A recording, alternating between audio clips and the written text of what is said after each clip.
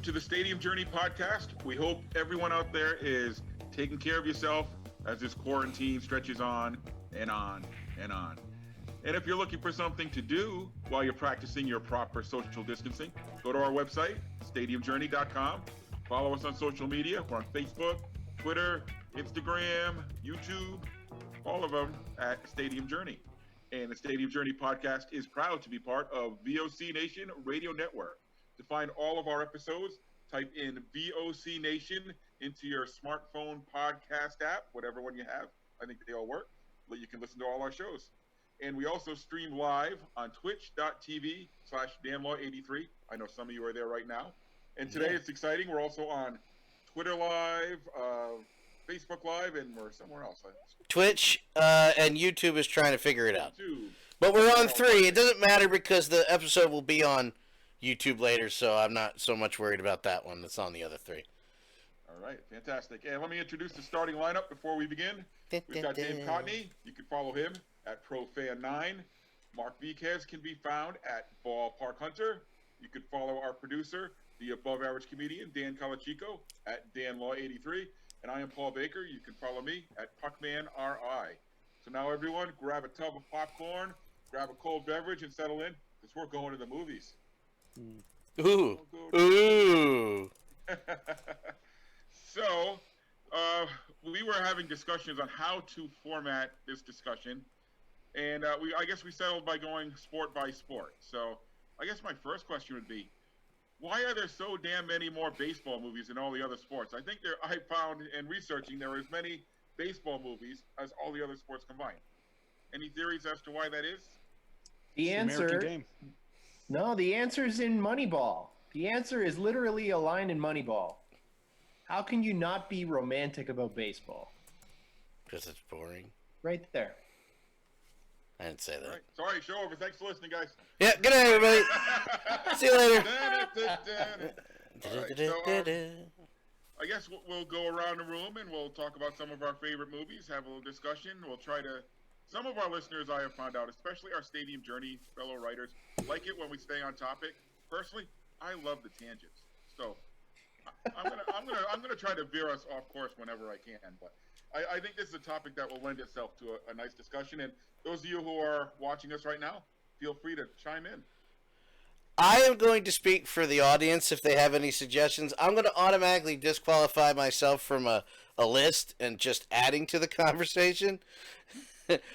Because I think that Slapshot is a god-awful movie. Really? Other than the hockey scene, other than the hockey scenes, the rest of that movie sucks very badly. And therefore, I don't think I'm worthy of a list because apparently everybody else loves it and I'm an idiot. I think it's a garbage movie. So actually, they had Stadium Journey on their Twitter account did some polls last week. I think in anticipation of this episode, Stadium Journey. And I think for well, we might as well talk hockey since you got it started that way. Yeah. All right. I think Miracle, I'll have to check while we're talking, but I think Miracle won the popular vote. Yeah, because it's a better movie. Yeah, if I had to pick my favorite hockey movie, it really depends on my mood, but overall, I would have to say Miracle. I prefer Miracle to Slapshot, just because of the story and the fact that I was at those Olympics. I mean, you could, I don't know, draw a USA Olympic thing on the ground and I go kiss it or something. I don't know. It's got a special place in my heart. Outside of Miracle and one of the Mighty Ducks, as Rev says, Mighty Ducks 2 is amazing. I don't think a lot of hockey movies are good. I just don't. Network. Now let me clarify. The hockey stuff in Slapshot is very funny and very good, and I like it. Everything outside of the rink, or that has nothing to do with the Hanson brothers, it takes away from the movie to me that much. I'm like, I can't do this movie. Hate it.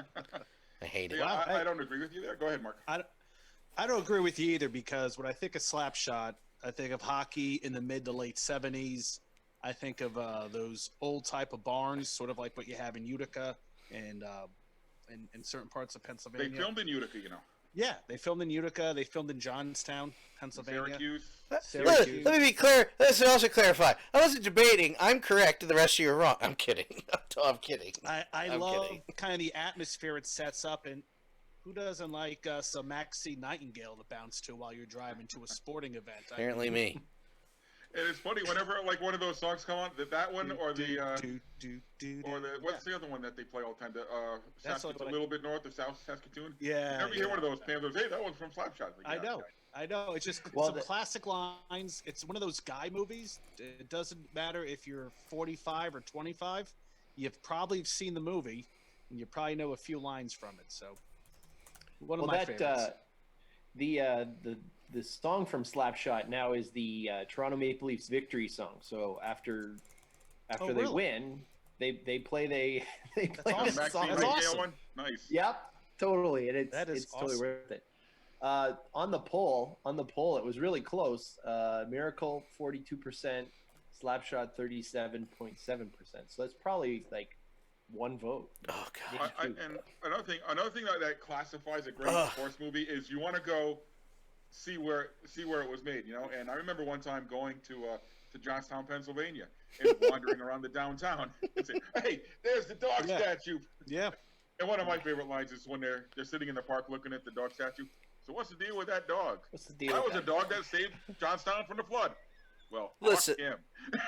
Listen. So now that I've said that, I still multiple times a year, and I can't say the line on the podcast. But if you've seen Slapshot, you know the line I'm talking about. Oh yeah. No. When he is taunting the goalie. Yeah. Hey, your wife. When Paul Newman is. I love when he skates by the net and he goes, "She's a lesbian." No, but before that, he goes, and she looks at him like, "What?" He goes, "I know." A little trivia. Do you know the woman in that scene is the mom in A Christmas Story? Yes. Oh. Yes. I did not know that. I'm sorry. You know one thing I like. 3 times. You know one thing I like about that movie is, it's not shiny. Like the whole premise is it's this dingy, mill town, and it sort of brings in a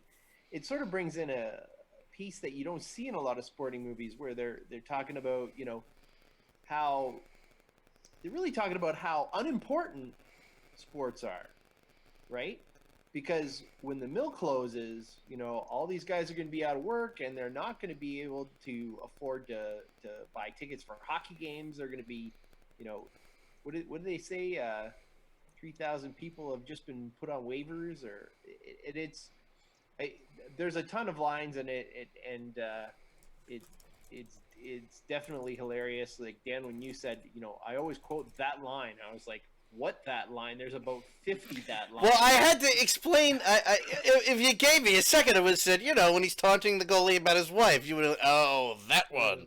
Yeah. But it's not the line itself so much as the reaction to him saying the first thing, which look it up, and him going, "I know." That's great.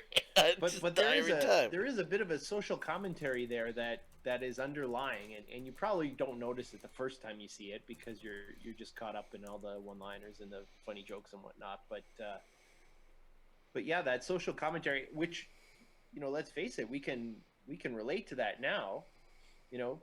As much as we miss everything that we're missing now, sports, movies, all of that stuff. Really, it's not as important. Mike Wilbon yesterday on the little PTI thing just flipped out when they were talking about, baseball plans to start the baseball season. He's like, I don't care. It doesn't matter. Like, we're in such trouble, globally. Why are we even talking about this now? So it's a Slapshot has an interesting social commentary on the bottom. Yeah, if you watch Slapshot, I remember when I watched it as a kid, my mom would say, "Wow, this looks like a cheap movie. What is Paul Newman doing in such a bad movie?" Because he was awesome. It represents the time. It represents that era of minor league sports, because minor league baseball didn't look fancy or glossy. Minor league football at one time wasn't that fancy either. It doesn't even exist anymore. So I think it was a perfectly nice little lighting, nice little backdrop to what Western Pennsylvania towns look like. And I just love watching it from that. And it's weird for me to say historical aspect, but from that era of the mid 70s. I think it came out in 1977. So just to see how things were operating back then, probably weren't too far different from what was going on, the AHL or the IHL or the American or the Fed. What was the other league going on? The Eastern Hockey League at the time. Eastern, yeah. Yep, Yeah, and that's where the movie was based on. Yeah. I don't know if you guys know, this movie was actually written by a woman. Yes. Oh, Nancy okay. Dowd. Okay. Her brother is actually the guy who played Ogie Oglethorpe in the movie. That I did not know. Oglethorpe. Oh, I know this movie backwards, forwards, inside out. What a miserable existence. I'm But sorry. yeah, I know. She followed him actually for a year and kind of wove the stories into the screenplay. And something I want to maybe touch on a few times as we go through our discussion is Slapshot's got some of the stronger female characters you're going to come across. A lot of the movies we talk about, the women are just there to be the bad guy. Like, no, your dream is stupid. Don't follow it. And they're really meant to be wet blanket, but the women play an important role, and maybe that's because the movie was written by a woman. I don't know. The groupies are not just groupies, they're three-dimensional characters. So. Well, Susan Sarandon was pretty strong in Bull Durham, but Absolutely, we'll get to Bull Durham. We'll get to her and all that is All right, so Miracle and Slapshot are pretty much. I think most hockey fans, you ask them, they're going to be 1 and 2. Are there any other worthwhile hockey movies out there, guys? No, they're all crap. You know what? To be fair, I have not seen a lot of the ones that have aired on as movie TVs on Canada.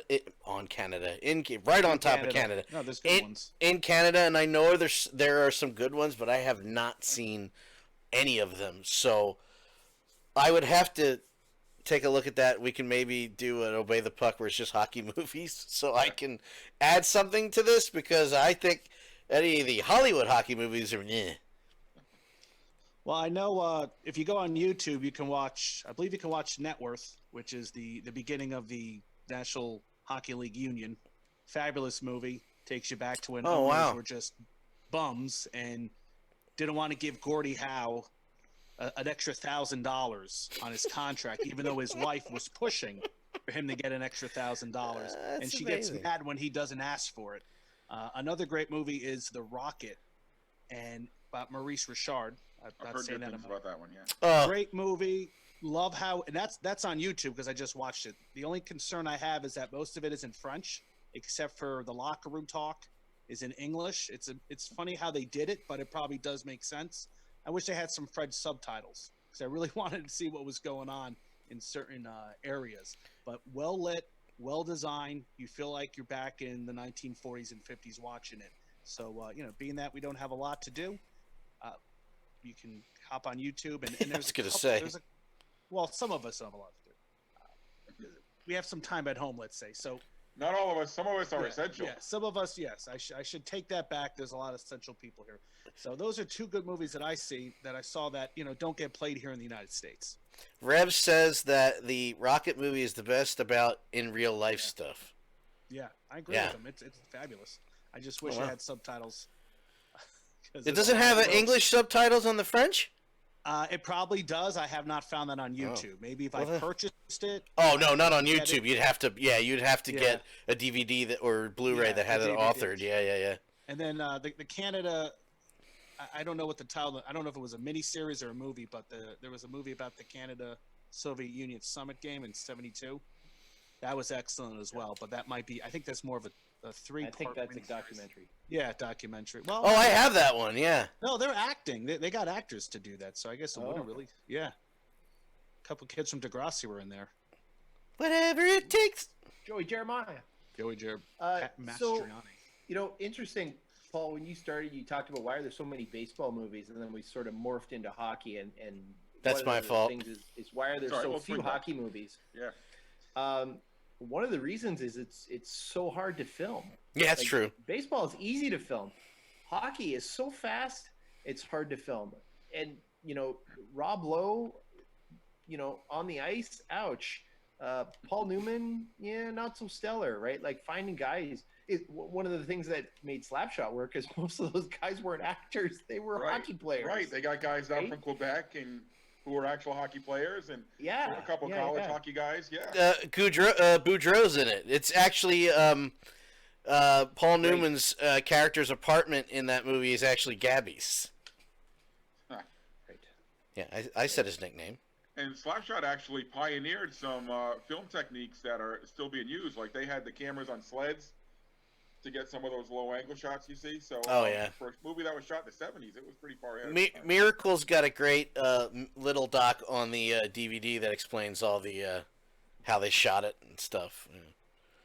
And if you want to see the flip side of Miracle, check out the made-for-TV movie that they made right after the Olympics ended with Carl Malden playing Herb Brooks. Oh, that's right. And Miracle Andrew Stevens as Mike Eruzione. Oh, it's cheesy. I need to see that. Well, you see lots of hockey movies. They have like the shots are like, I'm not a movie director or anything, but it's just lots of shots of like feet and body parts, and there's very few like wide angle shots or big shots where you can see far away. It's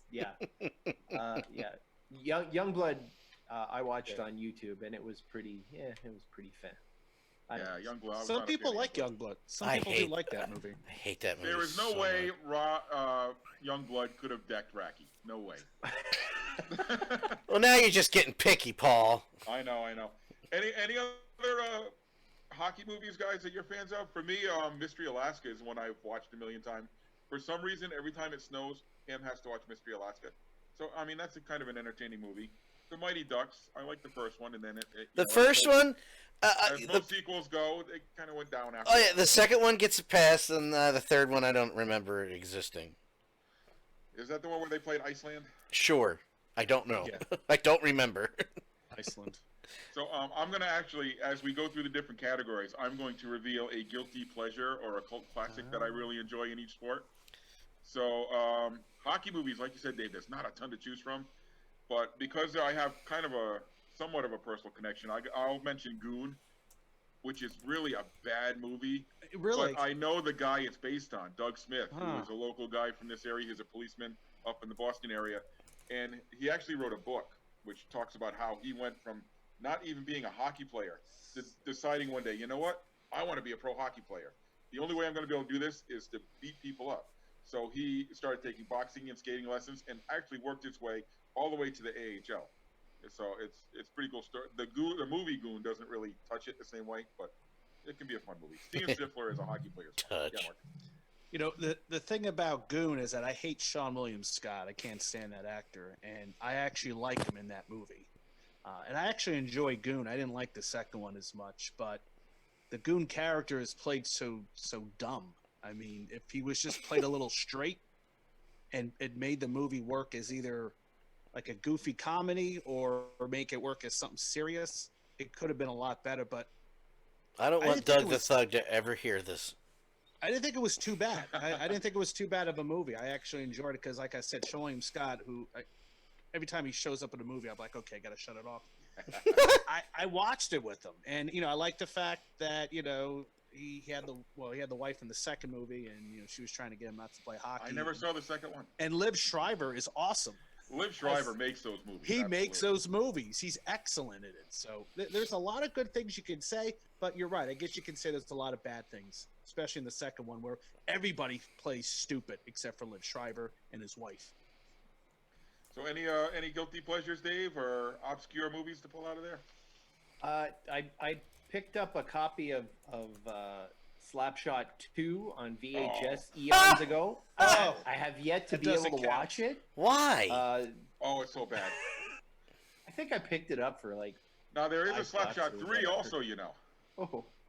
And but it's no, exponentially I got worse. 4 hockey movies. That's it. Yeah, Slapshot 2 is awful. Slapshot 3 is unwatchable. All right, Gee. hockey. Gee, you mean the movie I hate the most got worse as it went on? And Slapshot 3, they pulled back the Hanson brothers to just do like one joke over and over again. And they're in their 50s and they're playing pro hockey players. What do you do? Well, to be fair, if I could play hockey at that level in my 50s, I'd, whatever. They just think the Hanson brothers have got to be what, in their 60s now, and they're still touring and making appearances and. Oh, nobody's touring right now. Wah, wah, Huh? wah. Nobody's touring right now. Sure. I said nobody's touring right now, Paul. Oh, that's true. No, they are. All right, so let's get back to baseball because baseball is probably going to be the bulk of what we got. So I don't know, Dave. We kept cutting you off. Do you want to start with some of your favorites? Hey, no, I'm kidding. I'm kidding. Go. Oh, wait a minute. So I wore my Chicago White Sox hat because I do have an affinity to 8 Men Out and to Field of Dreams. But really, I wore my White Sox hat because I was just too afraid to wear the hat that applies to my most favorite baseball movie, which is Major League. Yeah, I have the old Chief Wahoo hat, and yeah. I have one of those too. I'll wear it out. Yeah. But the Block C. Yeah, I don't have a Block C. So anyway, I actually have. Remember the caveman style C they had for a while in the 70s? I've got one of those somewhere. Love that wow. cap. That's a cool cap. But yeah, Major League. I think the Wild Things song is probably one of maybe 5 moments in movies that will absolutely give me goosebumps no matter how many times I've seen it. And when Vaughn walks out to the entire stadium singing that, it's just unbelievable. And funny thing about Major League, it could have gone so different because the original ending had the showgirl owner as a protagonist. They did a big flip on it, and she had said that she knew everything about baseball and her husband really didn't know anything, and she had scouted all those guys herself, and they were really her team. And the test audiences hated it so much that they actually changed the ending, which is good because that would have been horrible. Wow, I had never heard that. That's interesting. No, never heard that either. Wow. Did they do any filming, or was that just in the screenplay? No, they had test audiences. I was gonna say Yeah, right. if they had a test audience, that means they shot it, and then had to go and fix it with reshoots or editing or something. Somewhere out there. So we're talking about Major League. Should we talk about Chelsea Ross? I think he's probably been in more of the top sports movies than any person on the face of the earth. Because he was in Hoosiers. He was in Major League. He was in which football movie was he in? Was he in Friday Night Lights or? Who are we talking about? Chelsea Ross. The guy who goes to every ballpark and makes appearances. Which Which guy was that? Oh, that's Major Dwyer League? Brown. In Major League, he was the old pitcher. What's the old pitcher's name? Harris. Oh, the dude, the religious guy who was putting the goop everywhere. Yeah. Oh yeah. Oh, okay. Yeah, he was in Hoosiers. I know that for sure. He was in all right, somebody look him up. I don't know. I don't know who you're talking about. All right, no enough Chelsea Ross talk. Dave, back to your movies. I'll look it up while you're talking. I've got a ton. My son's favorite movie was actually 42, and we just actually watched it in my prep. And Great movie. I don't know, it was okay. Yeah, Good. it's a great movie. You know what I watched? I watched the Jackie Robinson, the original Jackie Robinson story. Oh yeah, wow, nice. That was pretty interesting. I would say probably I watched Moneyball again, and I liked that one a whole lot more the second time than I did kind of the first time. And my son watched it. He's watched it a few times, so he actually pulled the book off the shelf to read it. And I was like, okay, just so you know, this isn't like, the Hollywood autobiography of like Billy Beane or anything. It's really technical. I mean, you probably won't like this book. I did read the book. My one sort of unsung favorite baseball movie, not my most favorite, but one that probably doesn't get talked about enough, is 61. 61 is an excellent movie. That is awesome. Roger I agree Maris with you. and Mickey Mantle, and I really enjoyed that. I really felt for Roger Maris. I thought Barry Pepper did a great job, like Oh yeah, just feeling kind of awkward and being the farm boy and having trouble interacting with the fans and man, Babe Ruth's wife in 61 is just fabulous. She's just so bitchy.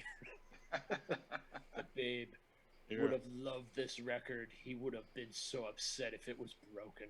Oh. Records are meant to be broken, so you have to get over it.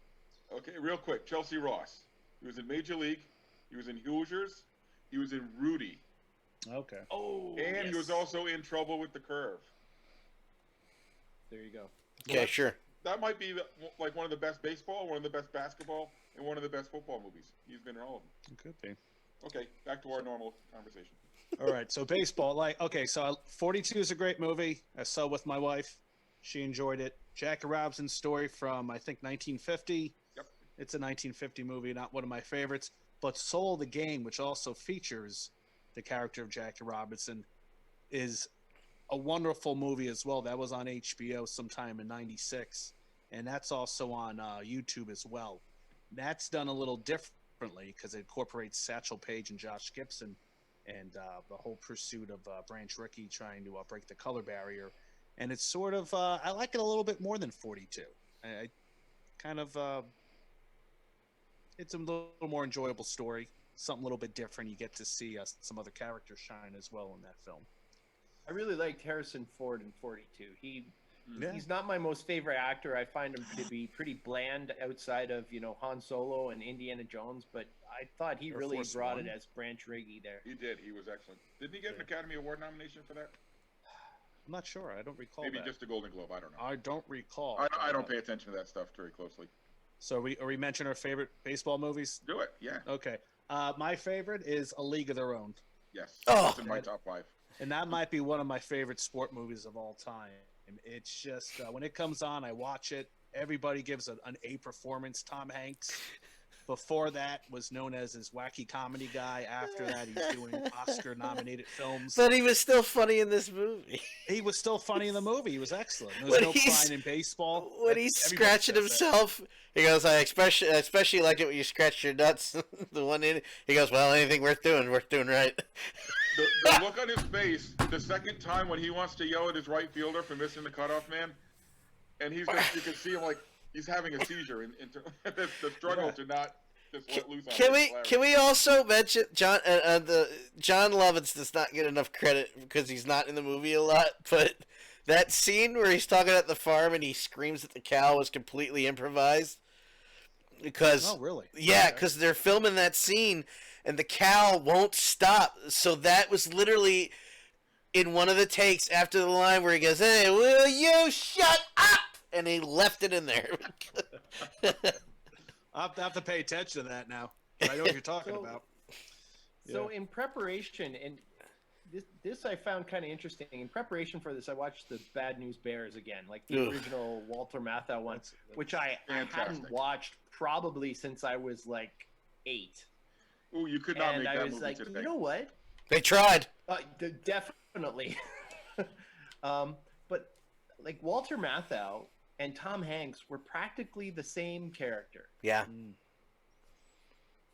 And seeing that I had probably more experience with A League of Their Own, I had seen it more and definitely more recently.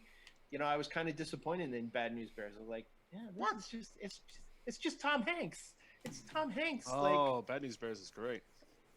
Yeah, I don't know. Did you hold on? That character. Did you just disparage Tom Hanks? No, okay. I disparaged Walter Matthau. Oh, okay, that's okay. Yeah, but Walter Matthau did it first. But he did do it first. You're right. So that means that you really want to disparage. Get him off. Get out. No, it was just that character. Essentially, it was the same character. By the way, Paul, the other with girls. They did try to make the movie recently, and it sucked. Yeah, it was horrible. I enjoyed it. I think what's his face looked more like a former baseball player than I enjoy running headfirst into a fence sometimes too. That doesn't mean it's good. Okay. Oh yeah, I watched Bad News Bears as we were researching the show too, Dave, and I don't know, I was just laughing out loud at parts of it. It's just I don't know. So funny. And then we tried to watch the sequels to the Bad News Bears, and I don't think I got more Japan than. or When they went to Japan, there was Breaking Training. Where Awesome. they played in the Astrodome. Awesome. Okay. Let them play. Let them play. Yeah, let them play. Yes.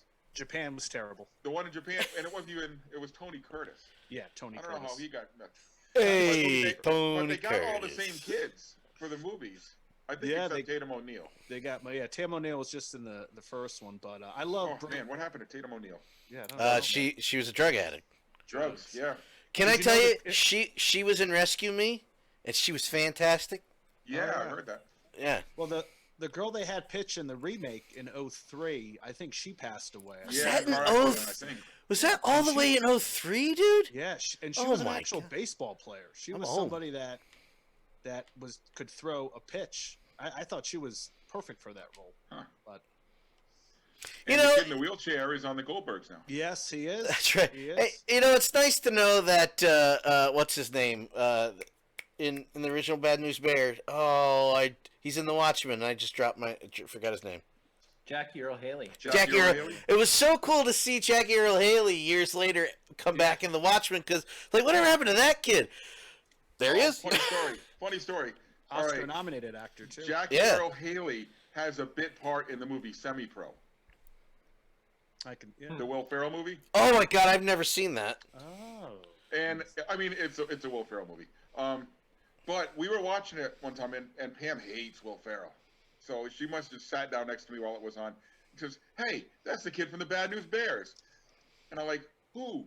Him?" It looks nothing like him, and it's 35 years later, and he's playing a dirty hippie kind of guy, and we look it up, and she was right. Unbelievable. That and I'm going to use this platform because Amazon has canceled it because they're stupid. Jackie Earl Haley plays the Terror in the Tick live action series. Oh It's wow. it's brilliant. Spoon is never uttered once. Oh. No, They're dude. canceling it. No, shut up. baseball movie? Please watch it. It's 2 seasons. I actually have gotten so mad that they canceled it that I haven't watched the second season. The first season is so good, and he plays the bad guy so sarcastically and straight. It's amazing. You have to watch The Tick, him for it. What are you doing, Mark? Are you okay over there? I'm swatting flies, invisible No. flies that don't exist. I'm Chuck losing my mind. Woolery. You know, you're talking baseball movies, and of course there are a billion that are about the Yankees. I will say, I watched $1 Million Arm, and one of the ones that I wanted to watch that I couldn't get around to watching was Pride of the Yankees. All right, Yeah. Yankees is fantastic. Yeah. Oh, I got a whole section on old movies. Yeah, so keep going. But- yeah, keep going. But we got to throw in there today's shocking news that Hank? Hal. Yeah, it was Hank. Hank Steinbrenner died today? Yes. Yeah. Yeah. Yeah. That Okay. came out of nowhere. I was totally shocked by that. I didn't even know there was another Steinbrenner. No, it was For about a month or two, he kind of ran things after his father's death. Yeah. Oh, it was his son? Yeah.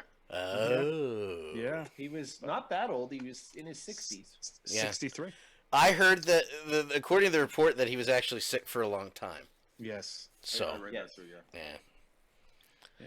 I mean, Well, you know, from I a hate the Red Sox fan, We Yankees. don't want to see it. Yeah. I hate the Yankees, so I don't care.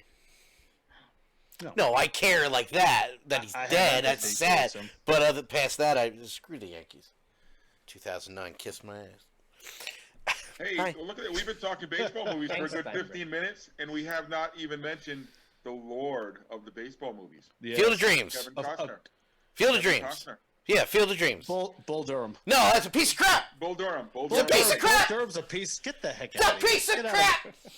It's a piece of crap. And I said it. I Wow. said You it. don't know I, what what you're said for the talking love of the about, game. Dan. and I said it on 4 platforms at the same time.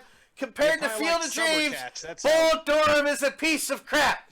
Yeah, I like Summer Catch. Just No, it's Bull Durham. Well, that- Bull Durham's fine. I love. Do not walk away from it. It has Freddie Prinze Jr. in it. That's the first Nah, one. whatever. I met Freddie Prinze Jr. one time. Yeah? Was that before or after he wrote crappy TV for the WWE? Hey, Zaba! That was the same day I met Ozzy Osbourne, so that was a pretty good day. Oh, wow. You had quite a like meeting. Christy Brinkley, Ozzy, Freddie Prinze Jr.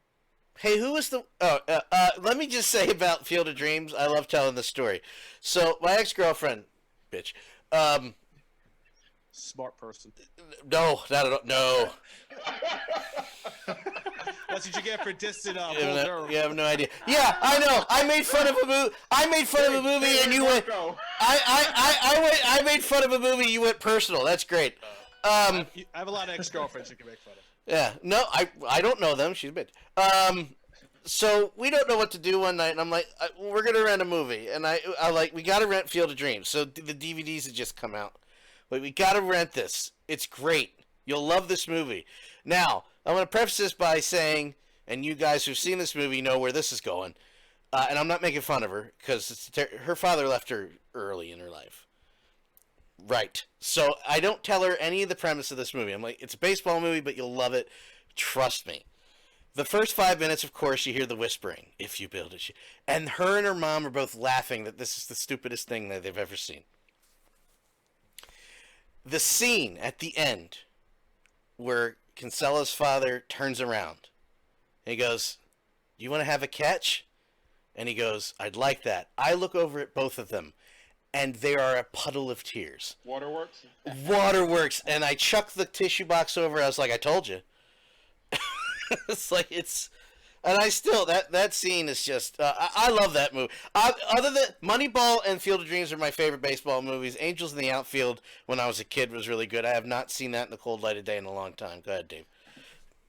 So, Field of Dreams, a couple of years ago, we trekked to, on our summer vacation, we went through Minnesota and then down through Iowa and then through Nebraska and down to St. Louis, Kansas City. So, we went to Field of Dreams, which I think I've talked about on this podcast before. Yeah. One of the early episodes, yeah. Totally prepping my family for it. So everybody had to watch 8 Men Out, because if you the Shoeless Joe reference, yeah, fully understand, you gotta.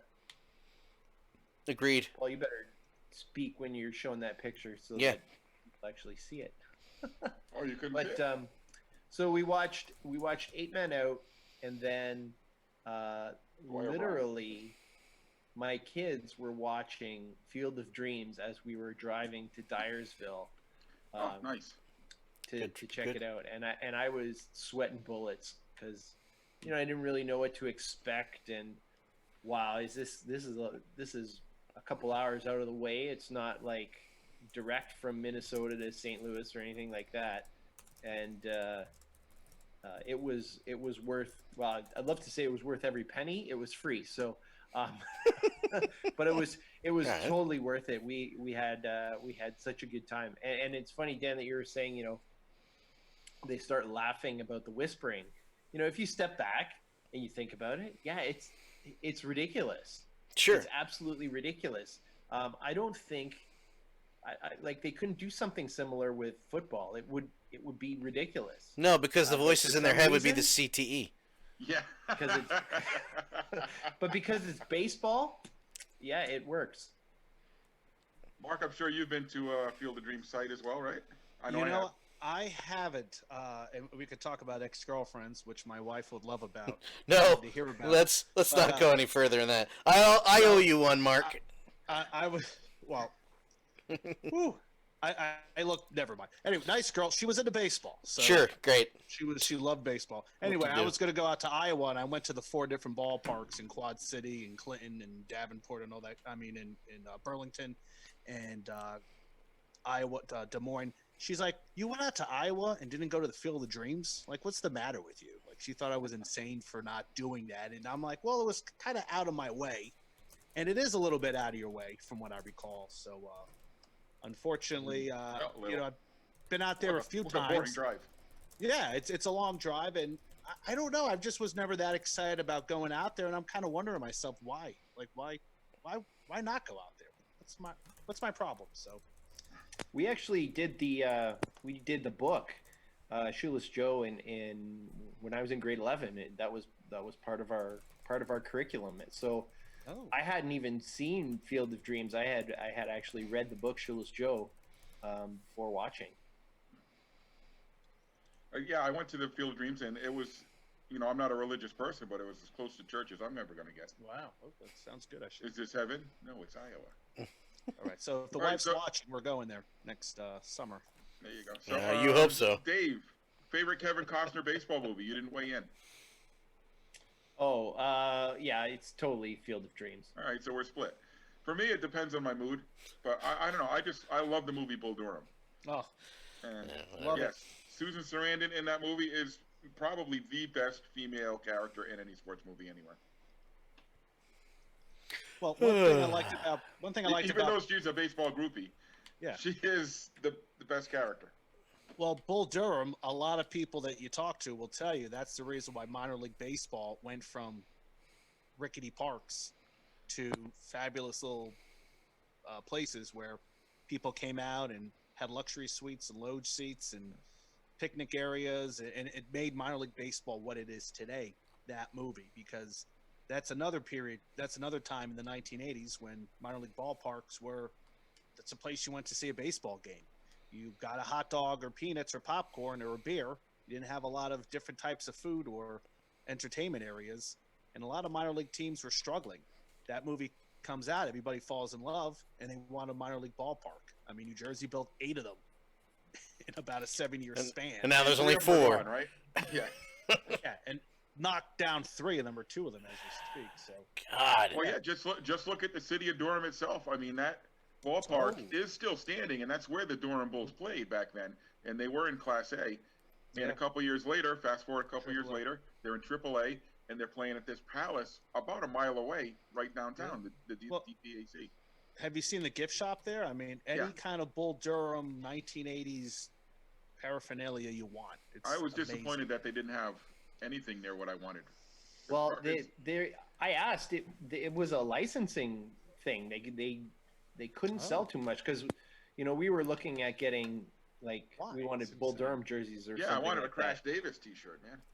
So the guy says, "Well, we actually aren't able to sell that, but what you can do is you can buy a T-shirt, and you can, we'll silk screen on whatever number you want and whatever name you want." So I do have a Durham Bulls jersey with number 8 Davis on the back in my closet. You didn't get a Nuke LaLoosh? No, my brother-in-law did.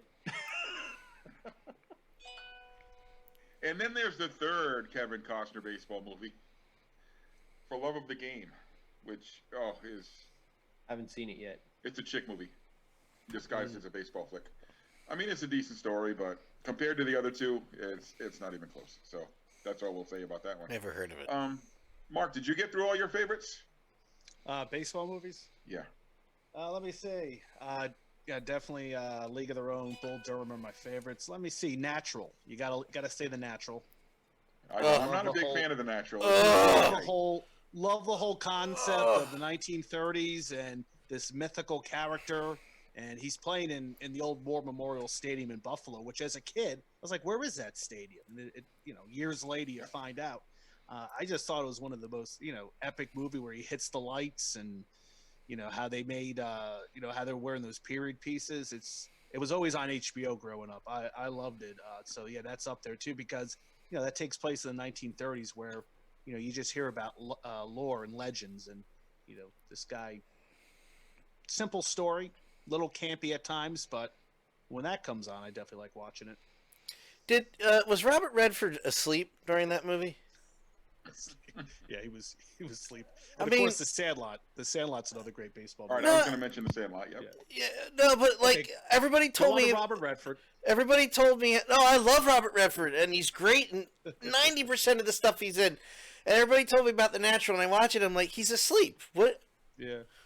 Somebody wake him up! Did He got shot. Check and phone it in, you say?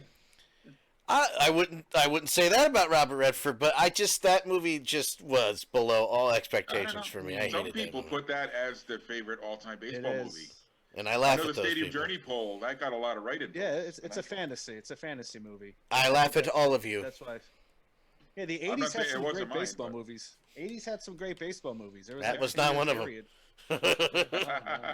Yeah, so my favorites, we talked about most of them. Bull Durham, Field of Dreams are 1 and 2. They're 1 and 1A actually for me. League of Their Own is right there. Major League is right there. One we didn't talk about that always gets me right in the feel goods is The Rookie. Yeah, it's not bad. It was okay. It's very Disney. Yeah. Well, yeah, I know, but I'm a sucker for that kind of schmaltzy stuff. So. It's okay. It's okay. All right. And it seems that Disney is like had an active time looking for movies that would fit into the Disney box, right? And that was definitely one of them. And it's almost become, formulaic. Absolutely. The Rookie, and there's a couple football movies like that, and $1 Million Arm, and it's like. And if you have Disney Plus now, they're all in a row. Oh yeah, on Disney Plus. They call them right. feel-good sports movies. Oh, boy. Hey, we guys. have one list. Go ahead, Mark. We have a couple people on Facebook. They have suggested Rookie of the Year and Mr. 3000. Rookie of the Year is garbage. Mr. 3000 is at least fun. It's Baseball was better than Mr. 3000. I like Mr. Baseball better than Mr. 3000. Mr. Baseball is an underrated baseball movie. You're right. I love Mr. 3000. I did like Mr. 3000. Could you imagine? Hey, you hit 3,000 hits. Oh, no, we took 4 of them away. That could happen. That could happen. But then that had the Disney ending, Dave, that you were talking about. Yeah.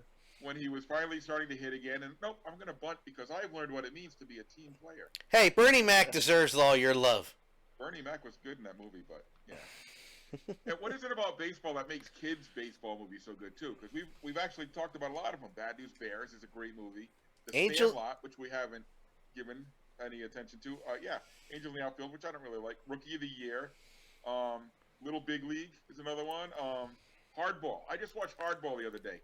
Was expecting crap out of that movie. Keanu Reeves coaches a bunch of inner city baseball kids. That's right. Oh, I was crying at the end. I'm sorry. When they shot Baby G. Oh.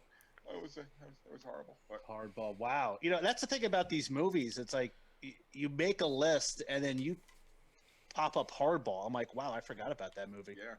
Like, when I was researching, like, what's all the baseball movies I've watched? I got a list this long. And how about there's some baseball also, Dave? You talk about the romantic aspect of baseball.